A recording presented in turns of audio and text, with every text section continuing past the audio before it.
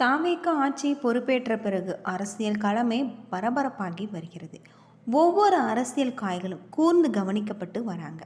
அப்படிதான் அதிமுகவில் இருந்து விலகி தங்களது எம்எல்ஏ பதவியை அவசரமாக ராஜினாமா செய்துவிட்டு தாவேகாவில் இணைந்த 4 முன்னாள் எம்எல்ஏக்களின் நிலையும் தமிழகம் முழுவதும் இங்கு ஹாட்பீட்டாக ஓடிக்கொண்டிருக்கு. அந்த 4 பேர் என்னதான் செய்ய போகிறாங்க தெரியவில்லை. இதனால் விஜய் 2 விதமான முடிவுகளை எடுக்கிறார் அப்படின்னு சொல்லப்பட்டிருக்கு. அதிமுகவில் இருந்து 4 எம்எல்ஏக்களுமே தாவேகாவுக்கு தாவிருக்காங்க. அப்போது இடைத்தேர்தல் வரப்போகிறது. ஆனால் மீண்டும் இவர்களுக்குள் அதே தொகுதியில் போட்டியிட வாய்ப்பு வழங்கப்படுமா தெரியவில்லை. இப்பொழுது இருக்கக்கூடிய சூழ்நிலையில் இவர்களது மீண்டும் சீட் கொடுப்பதில்லை. முதல்வர் விஜய் தலைமையிலான தாவேகா தலைமைக்கு சுத்தமாக விருப்பமில்லை எனவும் தகவல் கசிஞ்சிருக்கு.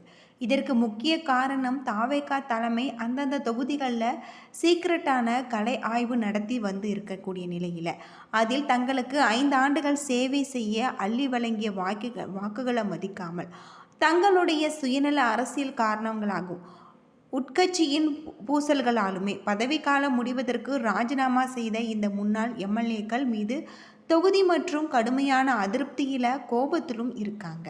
அது மட்டுமில்ல 4 பேருக்கு அந்தந்த தொகுதியில் போதிய நட்பெயரோ அல்லது சொந்த செல்வாக்கோ பெரிய அளவில் இல்லை அப்படின்னும் அவர்களை மீண்டும் வேட்பாளராக நிறுத்தினால் தாவேகா அங்கு மிகப்பெரிய தோல்வியை சந்திக்க நேரிடும் என்றும் கட்சி மேலிடம் துல்லியமாக கணிச்சிருக்காங்க.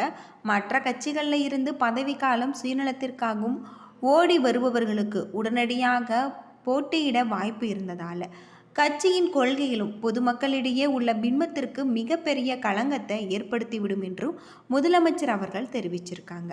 சட்டமன்றத்தில் தாவேகா தனது சொந்த பலத்தை நிரூபிக்கும் தனி பெரும்பான்மை இலக்கை எட்டவும் இந்த இடைத்தேர்தல் மிக முக்கியமானது என்பதால் தாவேகா தலைமை எந்த ஒரு தேவையற்ற ரிஸ்கையும் எடுக்க விரும்புவதில்லை அப்படின்னு சொல்லப்பட்டிருக்கு.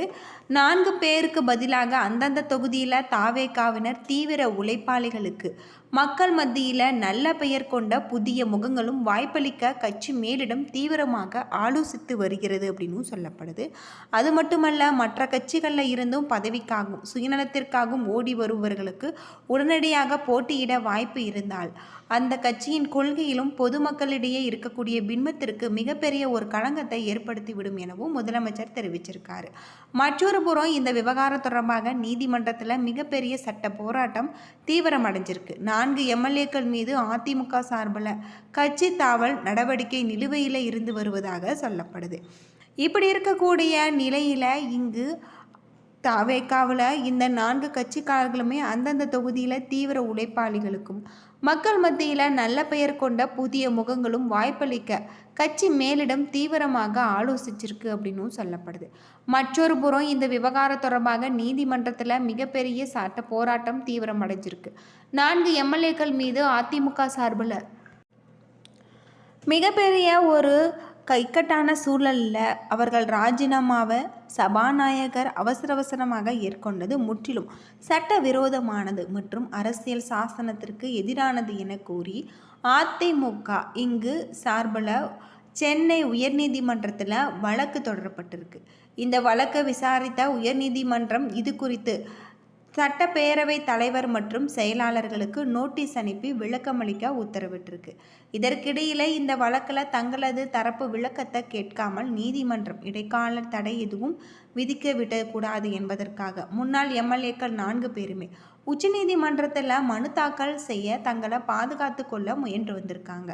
பதவியும் ராஜினாமா செய்துவிட்டு தாய் கட்சியாக அதிமுகவிலும் இடமில்லை நம்பி வந்த தாவேகாவிலும் உரிய அங்கீகாரம் தேர்தலுக்கான சீட்டும் கிடைக்காம என்ற மிகப்பெரிய அச்சத்தில் முன்னாள் எம்எல்ஏக்களும் அவர்களது ஆதரவாளர்களும் தவிப்பதில் அதிர்ச்சியில் இருக்கிறதாக சொல்லப்படுது.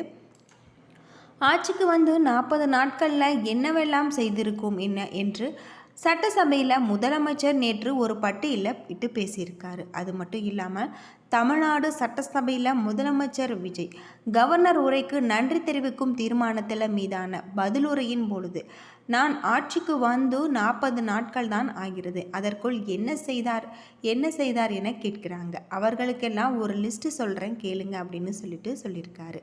பெண்கள் பாதுகாப்புக்காக சிங்கப்பெண் சிறப்பு படை, 20 யூனிட் வரை கட்டணமில்லா மின்சாரம்.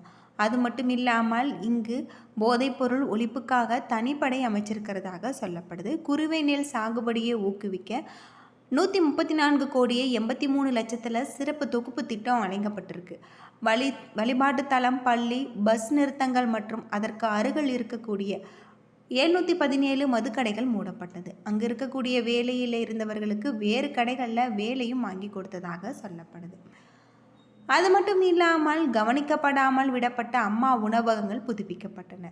பத்திரப்பதவி துறையில் பகல் கொள்ளைக்கு முற்றுப்புள்ளி வைக்கப்பட்டு வருகை இல்லா ஆவணப்பதிவு முறை கொண்டு வரப்பட்டது.